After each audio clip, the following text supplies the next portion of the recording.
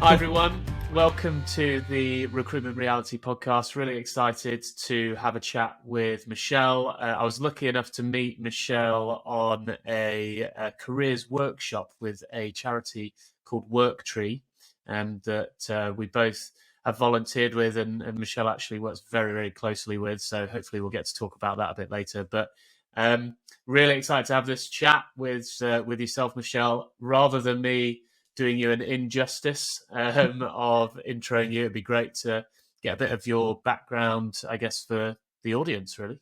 Sure, absolutely. Well, thanks ever so much for inviting me on. Very pleased to chat with you. So my name is Michelle Theuma.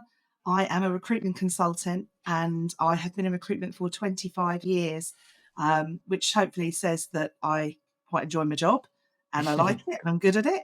And it's continually challenging. But yeah, started off in the corporate world. Following university, went and did something else for 6 months, absolutely hated being a mortgage advisor and fell into recruitment. I don't think anyone grows up wanting to be a recruitment consultant, to be fair. So spent 3 years working for the biggest recruitment company at the time, and a very, very corporate environment, and then went to work for another corporate to sort of cut my teeth on temps, having done permanent recruitment for a while, and then left to join an owner-managed business, which I worked for 17 years before taking the business over myself. And now I run it myself, and it's mine. All mine. Amazing. Yeah. Wow. So I didn't realize that you'd taken over someone else's business. I thought Well, I was actually made redundant during the pandemic and the business was closed down, and I bought the business back. So it was quite a learning curve. So the good thing out of that very tumultuous time was that I've been where the candidates have been. I've actually stood in their shoes. So yeah, I've been through a lot in the last couple of years, but it's all led to a really good conclusion for me. Yeah, amazing. And it's been I think the strangest thing for recruiters is it's been famine to feast, in terms of Indeed. in both ways. Like, pandemic hits, you've got loads of candidates and no jobs. Pandemic goes away, you've got loads of jobs and no candidates. Exactly right. Yeah. How did you guess that's what I was going to talk about? Yeah, it's mental. So it'd be great to understand, and maybe we could go into the kind of history a little bit, but Yeah.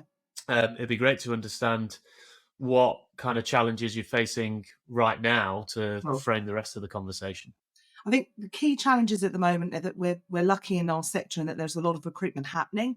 Businesses are keen to build teams again, rebuild teams, and a lot of circumstances or companies who've started from scratch during the pandemic are now having that level of success that they're starting to grow, which is great. So that's helping the economy, helping various sectors. I personally look more at professional services, so accountancy and HR, which are fairly consistently busy.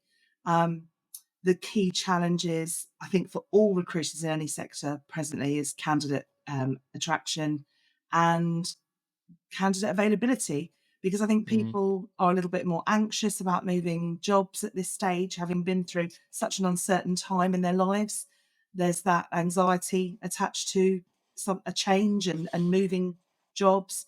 So we are really challenged with finding passive candidates who we then encourage to become active. So those who are active on the market may think they're active. They might not necessarily be. They might be just dipping a toe in the water, or the jobs that are out there aren't right for them. So it's all about the candidates, really. Yeah. And I don't know if you have any stats on it, but do you have any idea, like, how many candidates are you actually managing to get into a shortlist for each role? Like, managing clients' expectation at the moment I find quite difficult. Yeah, I'd agree. Even from a Willow perspective, they're expecting hundreds of people to complete video interviews. Yeah. And there aren't hundreds of people there. So it's like, how many people are you kind of shortlisting per role? Genuinely depends on the role itself and the location. Salaries, which have always been a challenging point, I think are improving hugely, and clients are really listening. They're really consulting with us, with people like me, to say, okay, what do we need to do to attract the right person? So some of the challenges that we face around those areas have really improved. But in terms of shortlisting, I'm not really a data person. I never have been, but I'm having to be that person more and more. So I tend to produce the stats for my clients to say, here's a real snapshot of the process so far. How many candidates have viewed an advert? How many candidates have actually applied? And that number will be really different. So I'll give you an example for a finance manager role that I have on presently. I've probably had about 54 views off the top of my head. I think I looked at it yesterday, 54 views on one job board. Only 14 people apply, of which Wow. only at least half were dismissed immediately because they didn't have working rights and weren't in the country. So not able to work with those individuals. And then the remainder that are left, it's then, have they got the right experience? Again, you cut that in half. So in terms of shortlisting, it's quite a quick process. You're having to do a lot more admin in terms of weeding out people that aren't relevant, and then working with that list to get hold of them, because they might apply for the job, but they might still not be engaged in having conversation with you.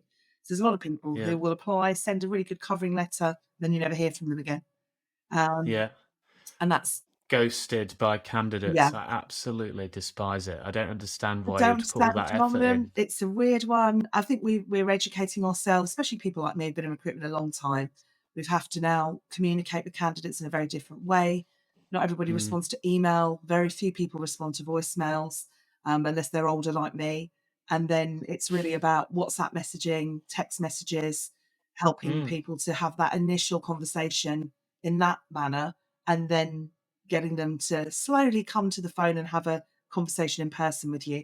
Because I think a lot of candidates don't understand that they really need to build up a little bit of rapport and sell themselves and tell the recruiter what it is they're looking for in order for us to do a better job for them.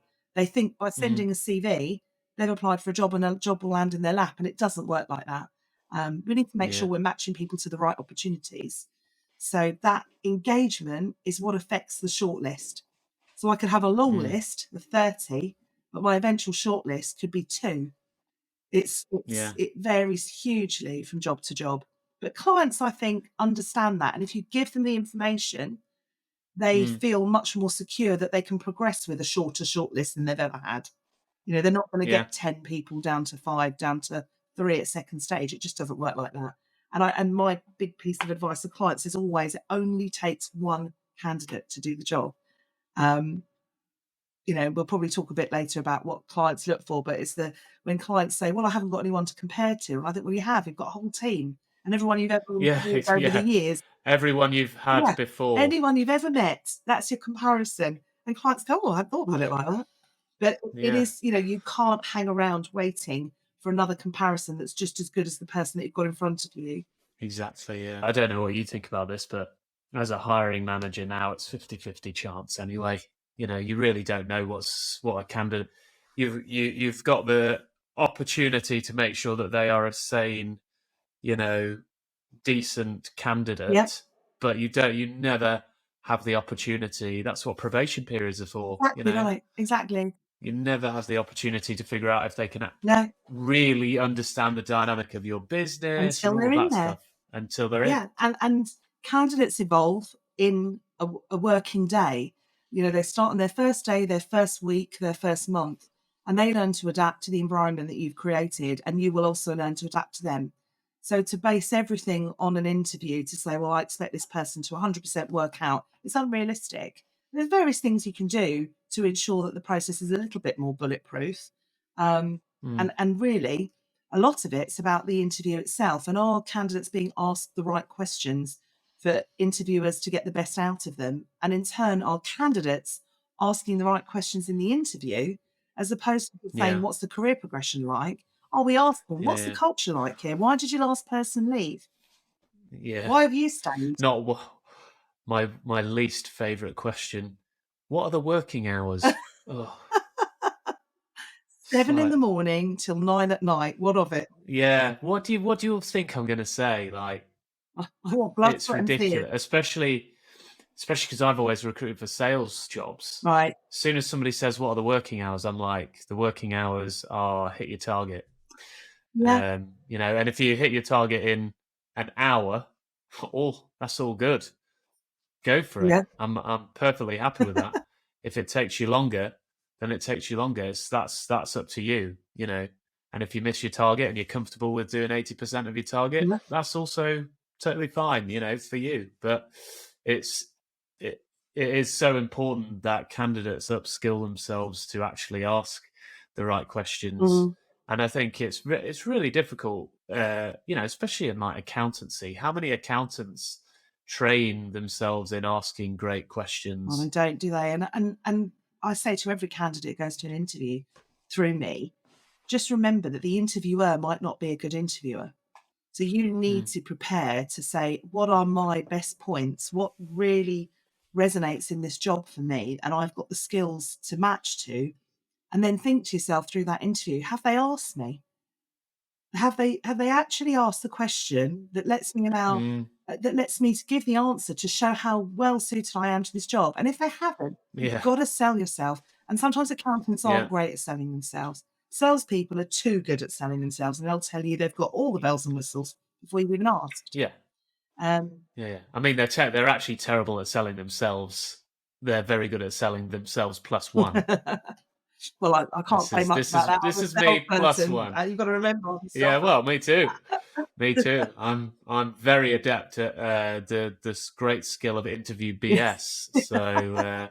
So yeah, but I think my dad was a CFO, and I reckon in every interview ever, he's probably undersold himself. Yeah, I think Because he's too modest.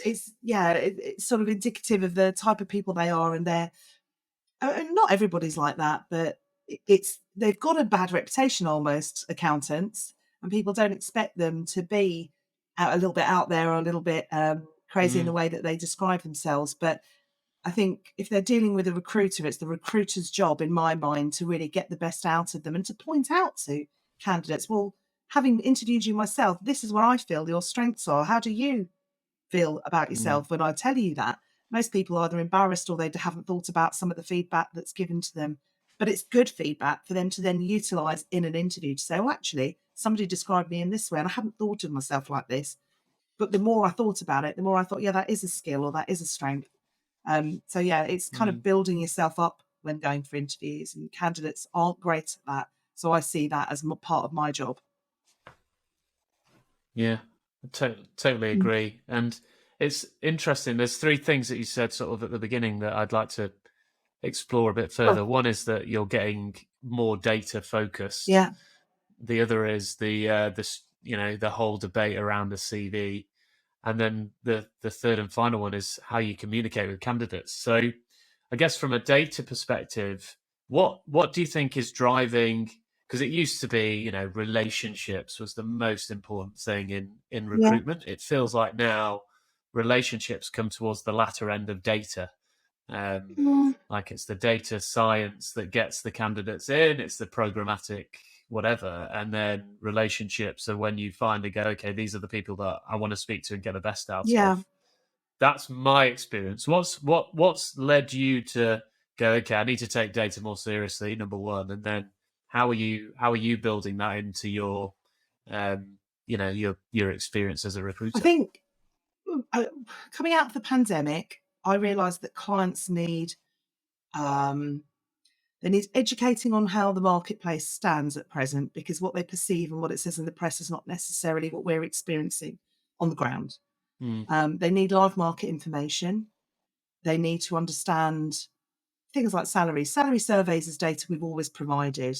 And we do a lot of research around that, and we do benchmarking, and we look to see whether is this a fillable job based on the salary that you're paying, as your expectation, right? So we've always provided data around those areas. But then clients don't necessarily look at our process. I mean, I've never had a client turn around and say, gosh, you're excellent value for money, because it's just not what they say. Everybody thinks that recruitment fees are astronomically high. So I yeah. guess my data started to come from there. I changed my business model.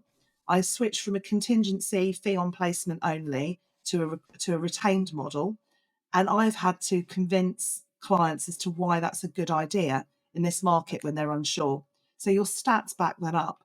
So when you tell clients about the iceberg model and there's only 30% of the iceberg above the water, and they're the candidates who are always out there looking for a job and life, but it's the candidates underneath the water level, the passive candidates, that we're trying to attract, because they're the ones Mm, who probably more closely match what the client's looking for. And then it's helping educate the client to understand how we go to attract them, how we engage them, and all that data provided right from the initial conversation helps the client to really understand the process and to commit to me and to understand how committed I am to the process, because then we're working together. You know, we throw these words around. We talk about trusted advisor and partnership and relationship, but very rarely does a client understand what it means, and we don't, as recruiters, always qualify it. So if I want a client to pay me a retainer up front, before I've even done anything, I need to explain to them why it's beneficial for them to do that. And I think stats and data really help back that up more than ever. Yeah. And I'm not just talking about senior level roles like CFOs or FDs. I'm talking lower level roles as well, qualified accountants, etc. Because it's actually a really tough marketplace. So a client needs to understand, and data helps with that. Yeah, I think it's a really interesting point, and I think it's symptomatic of just the wider world being almost antitrust of anything that people say or tweet or Indeed, whatever. yeah. Actually, if you can prove through data what you're doing and the value that you're adding, that creates real trust as opposed to just sort of relationship-based Yeah, and trust. I think, you know, it's that kind of why we're one of the few industries that doesn't ask for a payment up front in order to start working. And it's always seemed a bit silly to me, but then it's how do you back it up and how do you show people what they get, and how do you explain to them the commitment that's involved then from both parties. So I think it's a really good idea to say to a client, well, here's a case study of something I've done recently, and here's the number of the chief exec or whoever it was, the owner of the business who I work with. Because actually you can go and have a conversation with them away from me. If you don't want to work with me, that's not a problem, because relationships, everything, you know, going back to your earlier point about does relationship come further on? And with a new client, you're building that relationship. But I've also got clients I've worked with for 20 plus years who probably don't want to switch to a retained model with me, because why should they? They've never had to in the past. And it's been a successful, fruitful relationship. We're still working together. But even they have, with data and with the stats and with the examples, have gone, actually, that makes sense for you and for me. And there's a lot more desire to support each other through a process now. And if I want to help them build their team and they want me to do a good job, there's a way to do it where we're working together, as opposed to just trying to speak to each other when we can and fling some CVs in the hope that somebody works out. It's a lot more of a consultative process. So those kinds of added bits of proof, if you like, or it's just reassuring for them to know what work's been done for their money. And what percent? What's the split of retained versus contingent roles in your For business? me right now, 95% retained. Yeah. Really? Wow. That's amazing. Thank Congrats. It gives you that little bit of breathing room. It's kind of it does. It's, you know, I mean, I sort of have various caveats where I say, well, if we don't find you somebody, there's a clause here that helps you. So I try to show the clients that I'm looking after them throughout this process. And touch wood, it's not often I don't find somebody, despite the challenging market. You've just got to be really determined. But if you've got that agreement in place and that commitment, I'm committed. I want the rest of the fee, frankly. You know, that's how I earn my living. And so the client buys in.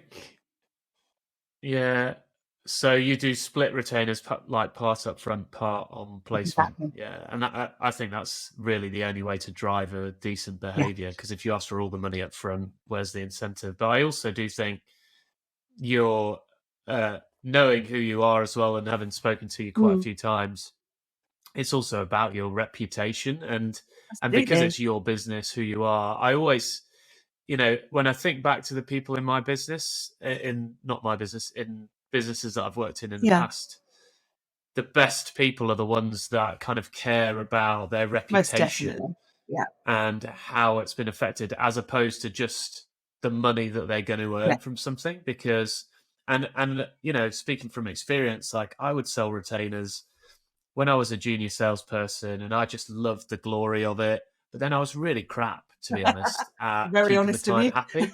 And when things went badly, I would just bury my head in the sand, and I learned very, very quickly that that was not a good thing. It was gonna really burn my, my reputation. And at that point I went, okay, no more of this. Like, I've got to only take retainers that I know I can fill, that I trust the Yeah, client, they trust me, all of yeah, that kind of stuff. And it went from there to being like just a much better process overall. And there's definitely to anybody that's thinking about, oh, how do I get more retainers, firstly, just make sure that the ones you take are right, and secondly, usually it's people just aren't asking for I retainers think enough we're because the nervous to standard ask. quo We is, really are. But and the thing is, with yeah, experience comes examples that you can give to clients to explain why it's a good idea. yeah, exactly. And I do think it's that confidence in filling the role. And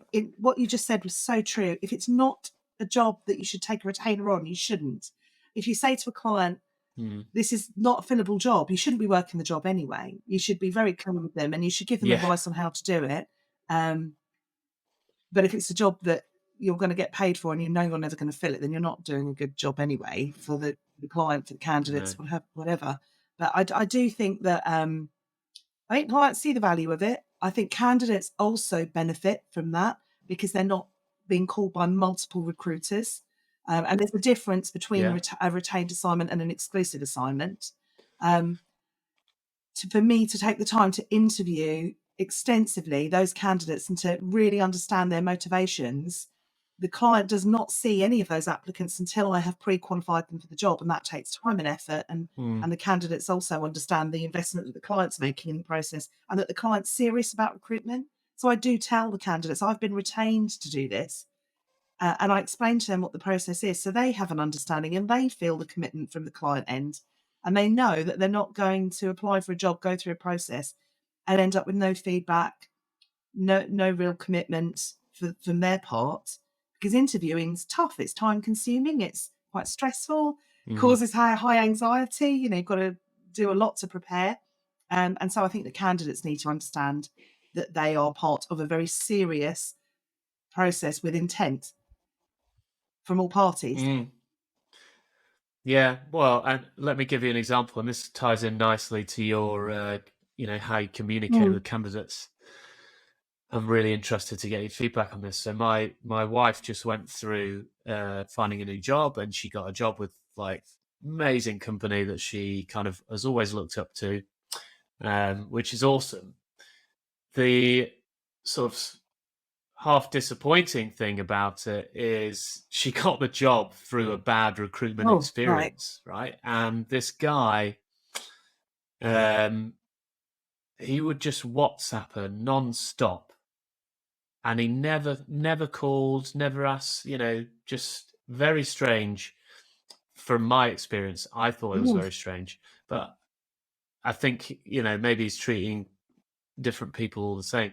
Whereas the recruiter that sat down, went for a coffee with her, started to understand what she wanted and all of this kind of stuff, got her into a job, got her an offer, and unfortunately she Yeah, turned that one down. And, it's so tough and so fast paced that I'm just really intrigued to know, like, how do you deal with that kind of yeah, communication level where you've got to service the right candidates and the right clients, but you've also got to move at kind of lightning pace. So I understand why the guy was sending WhatsApps and chasing all the time and all of that kind of stuff, because it was super important. But then the other side of things is like, who's she going to trust when she's looking for a this next is it. job? And So if she's it's at a certain level, who's she going to use to recruit? I mean, you work with the people that you get on with and that you trust and that are helpful. And quite often, recruiters place people in jobs. And I might lose out because someone else found the candidate the job, but the candidate will come back and use me. And it's about the way you communicate. I tend to set out early on, this is the process, this is what we will go through together. What's the most effective way for me to communicate with you, especially if you're working? Because you mm, don't want the phone to be beeping. If the email's easier, if you've asked the question, there's never a breakdown in communication because you've asked the candidate to tell you what works best for them. So that's kind of, I guess, part of my mm, whatever you want to call it, registration call, get to know you call. What works best for you? yeah, There has to be a call in order to establish that, and I think different demographics of candidates react better to just texting.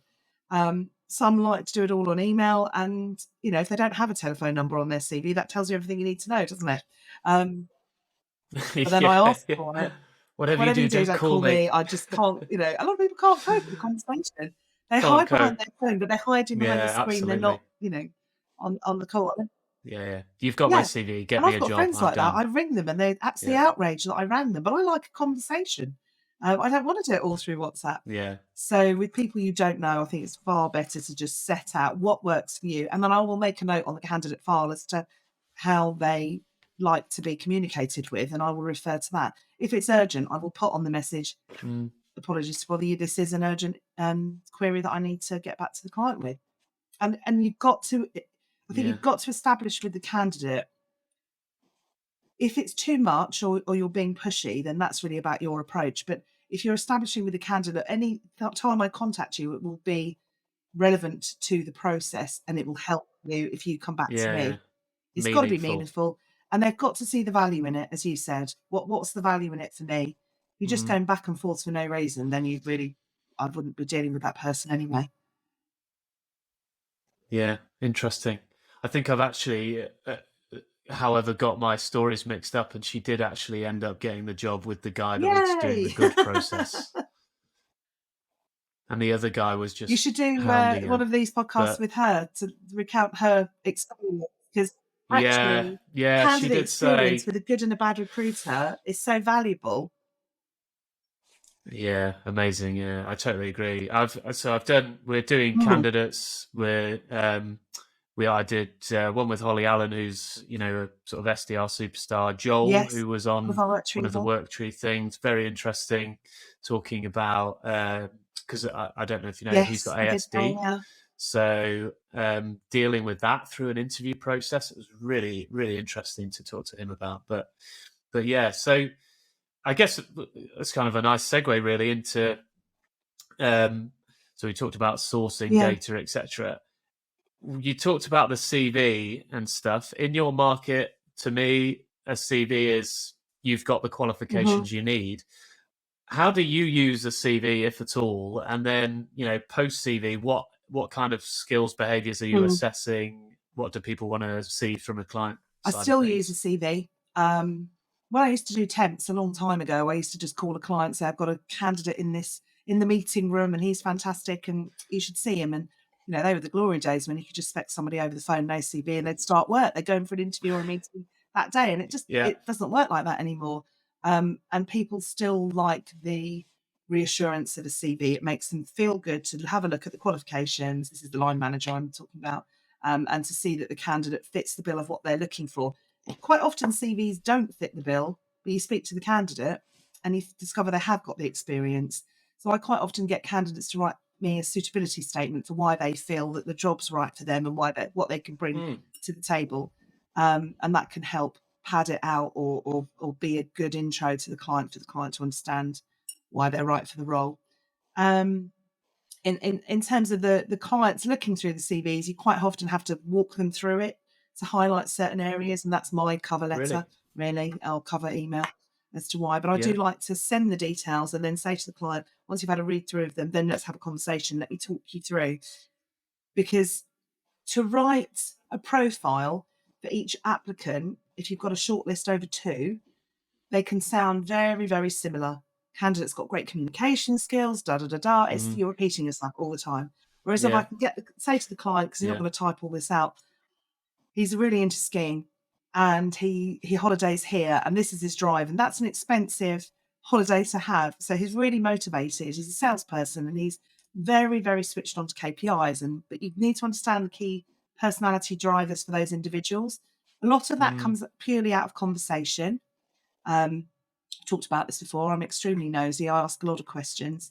I could meet somebody in a pub and have pretty much interviewed them. I haven't realised it. Half an hour later, I know everything about their life. I can't help it. It's just natural. So I can get a lot from a conversation.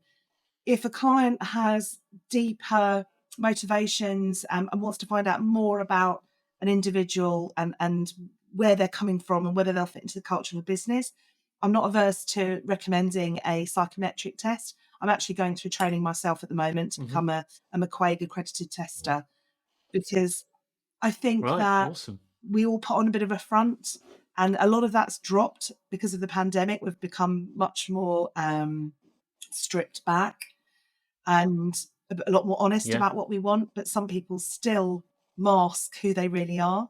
I don't think they always work 100%, and I'm learning about that as I'm training. But what I think they do really help with, and especially at a more senior level, is to help the client to ask the right interview questions. That to me is the Totally key agree. part of psychometrics. Um, Yeah. Never make a decision no, based on a absolutely not. psychometric. Make a decision based on the Yeah, question you asked, the answer. This usually a indeed. Yeah, I mean, situational question. So I read this in your psychometric.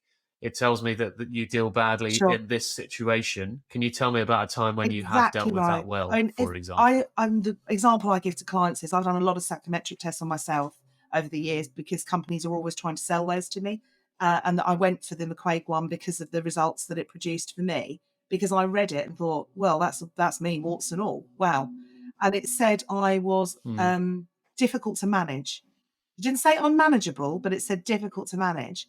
And I would agree wholeheartedly with Hmm. that because I'm very independent. I'm very autonomous in my Yeah. approach.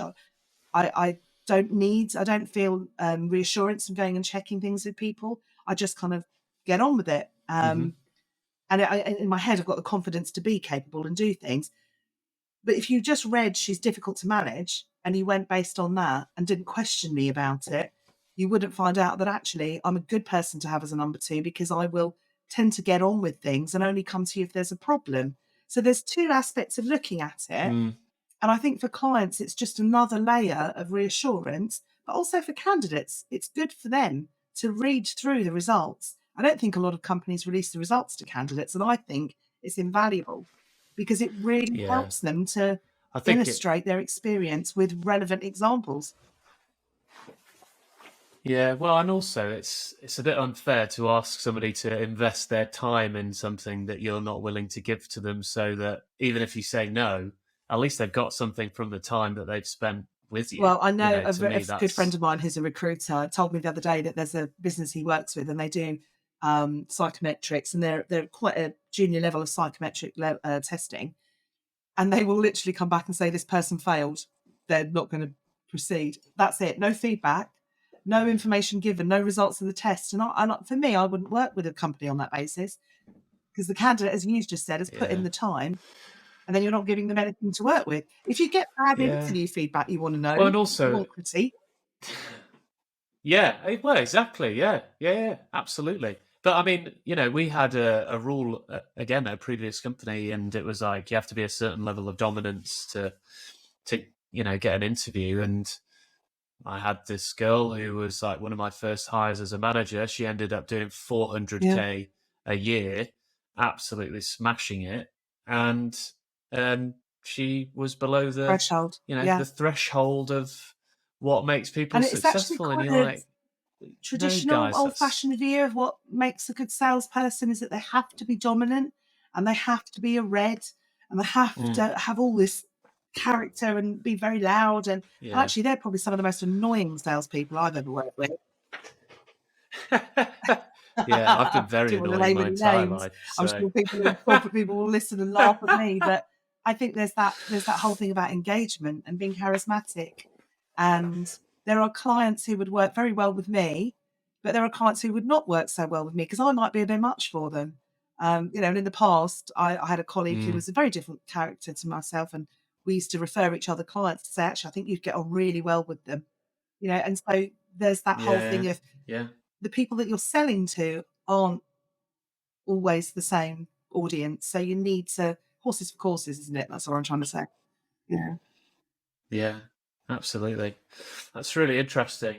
Um, I mean, obviously, I think there's a better answer than the CV. We're trying to abolish CVs, as you probably know, as a an Yeah. asynchronous If you've got a interview relationship with platform, someone, you basically. can But just say to them, this is the candidate, they tick exact all the boxes, and this is why. But if you haven't got that relationship, yeah, and with accountants, If an accountant is recruiting an accountant, they want to see a CV, and I'm fighting against that. Yeah, no, I don't know what the answer is for, like you say, professional services, because what do you need to know from that CV? Like, I think the more telling things are, for example, the two statements that you put together. So your statement and their statement Mm. for the suitability side of things, plus being able to go, yep, they've got the experience that I need. And I just think there's probably a better way of Yeah. pulling that all together. I don't, just to be clear, I don't think it's video interviewing. Accountants don't need to be proficient in recorded video interviews, but they do need to be better communicators these days. They need to influence and persuade people, all of that stuff as well. So I think it's going to evolve, hopefully, away from just this Well, quite often it's self-edited not bit of edited by the paper. individual, it's edited by somebody else. So many people have their CVs written for them, Yeah, and you read it and you think, I oh, know. that's a different person. Yeah, It's exactly the same CV. that's yeah, yeah, yeah. Yeah, you can get, if you just anybody that's looking for a job and wants to hack a ATS automation tool, you can go to Upwork or Fiverr, and there are people there that offer AI Mm-hmm. CV scripts that you basically can just get through the first round of any algorithm, which is just like Yeah. Well, you get the mind-blowingly CV through, and at the rubbish. top it will say edit Um, here. And they've left all the editing trail in there. And you think, have you heard there's a new trend as well where to get through the algorithm of a CV screening tool or scraping tool, people are putting oh, extra really? text in Sorry. white so you can't see the text, but the Oh, my goodness. algorithm What, they're picks it putting all their up. keywords there, are they? It's Yeah, literally just like a It's the whole job paragraph at the end of description. so it's like a 2-page document, and then they've got, like, write their personal statement on the third page, and then underneath there's just all this invisible Interesting. So there's keyword someone sat at text. the other It's end going, like, this candidate matches the yeah, job description beyond belief. I can't see it myself, but yeah, they are a perfect 100% match. yeah, yeah, exactly. It's that's why AI still It has a does. very long way to go, but yeah, that's it's really interesting. So, look, thanks for your time, Michelle. It's been a really great chat. Before we kind of wrap up, I always ask for at least 3 bits of advice. So whether you want to give advice to clients or candidates is kind of up to you. But it'd be great to get some pearls Yeah. of Well, I guess wisdom before we a lot wrap of my up. advice, I think, would be interchangeable for both parties, really. So for me, the relationship is key. We touched on it a moment ago to say, does it come further down in the process? And I think it's got to be there from the beginning. I think you have to work with people that you like, who understand you. Um, and I spoke to a candidate yesterday who I've just placed. She's just started in the job, and she said to me, "Nobody asked me the questions that you asked me about. You try to understand why I was leaving, why I was moving on, and then you try to look at the company you wanted to talk to me about to see whether it actually fitted. And that there are people who will say, oh yeah, this is a great job for you, but really you've got to really think as a recruiter, is this a good job? And if you don't understand why, that candidate will leave and that client will be unhappy. So I think relationship and trust is just Mm, so important. So get to know your recruiter, get to know your candidate if you are the recruiter, and get to know your client, because it's a much easier job to do if you know that this is going to work for everybody. That's really key for me. So it's mm, about that being authentic, um, you know, and as a candidate, being honest about why you're leaving your job. Um, if it's money, say it's mm. money. If you don't like your boss, fine, say that, but say it Yeah, to the recruiter, and the recruiter will help you position yeah, it when you're going into the interview. And yeah. it's a common story, so it's something that we're really trained to do. And I think for clients, I always say, going against everything really, retain your staff, because if you build up a really good culture and you've got a great team there, and hopefully people aren't leaving, you haven't got that churn. When you do find you need to recruit, it's so much easier to attract somebody because your culture's strong, your EVP is in place. When you've Mm. got somebody coming through the process, it's much easier for me as a recruiter to sell an opportunity where I can say, well, actually, I've met the whole team, and so-and-so's been there for 3 years and he's been there for 2 years and he Yeah, left and came absolutely. Yeah. back. That's how good it is. Yeah. I think Yeah. people Yeah. expect you to sell, Yeah. but if you can hand on heart say, this is what the team, the business, the culture's really like, this is what you'll be joining. And then you can say to the client, I think this individual can bring this to your team because you really understand and you've built that relationship. You're laughing. You don't have to worry about that person leaving because Yeah. you've done your due diligence, all three of you, and you've made an informed decision that will hopefully result in a successful placement. And I think the message to candidates on that side is Yeah, look for look at companies that Glassdoor, retain look at the staff. reviews. So there's Ask a reason around. why. Look on LinkedIn for Yeah. people who've worked there and see if you've got any connections. And never feel worried to reach out to somebody and say, "Hi, I hope you don't mind me contacting you. I saw that you work for this business, and I was going to go through a process and just wondered what your experiences were." People are really happy to share and to educate and Mm. pass on their knowledge. So it's all about communication. So I think be authentic, make sure you do your research, and build relationships. And then conversation happens and you can find out more than you would if you're just messaging on WhatsApp. Yeah. Yeah. Very good. That's Okay, lovely amazing, speaking Michelle. with you. Thank you so much for your time. If anybody wants to get in touch with you, what's the best LinkedIn, way have a look at to my connect? LinkedIn profile, Michelle Theuma. There's not many Theumas out there, so you should be able to find me quite quickly. It's Onyx Recruitment. No. And yeah, anyone who messages me, or that you can email me, michelle@onyxrecruitment.co.uk, or you can ring me. My number's on my profile, so yeah, Yeah. Awesome. Thank you so look much. forward to And it. Thanks so I'm sure we'll much. Take speak care. again soon.